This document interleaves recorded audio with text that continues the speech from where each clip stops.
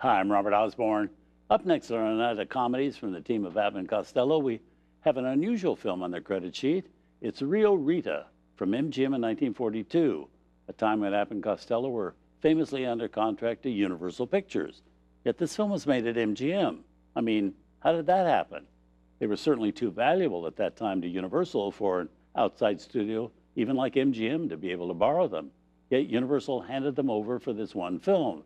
And solely because Universal, a relatively small company at that time, kind of feared the wrath of the mighty MGM.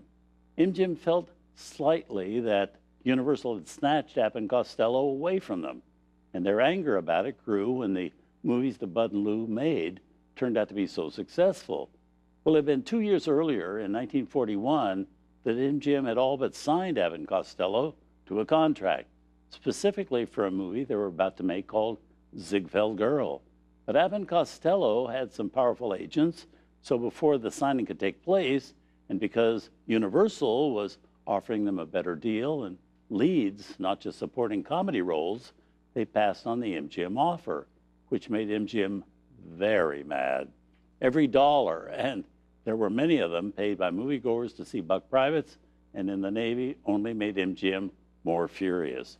There was talk of a lawsuit, actually, until cooler heads prevailed. MGM's representative, though, wanted the boys for a remake of this musical, Rita, and Universal, wanting a peaceful solution, said, okay, which is why right now you're about to see Universal Studios' two biggest assets in a movie made by MGM.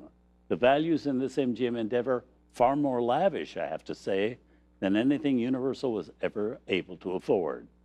Here also with Katherine Grayson in what was only her third movie role, also with John Carroll, Tom Conway, Patricia Dane, Barry Nelson, all directed by S. Sylvan Simon.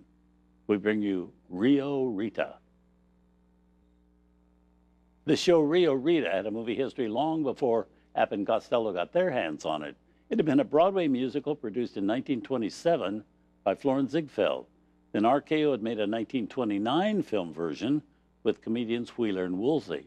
A decade later, MGM bought the movie rights from RKO and updated it, putting Nazi spies in the parts which had originally been Mexican bandits. And also, they dropped 16 of the songs from the original Ziegfeld show, keeping only 2 songs, the title song, Rita, and the Ranger song. The other music you heard was written specifically for this movie. When this movie was eventually shown in India, the censors there chopped out the dance by Eros Bhulasha for being, they said, too sensitive. And as a matter of fact, Hollywood's own production code office made them re-edit the dance from its original version, taking out several of the bumps of Miss Bhulasha.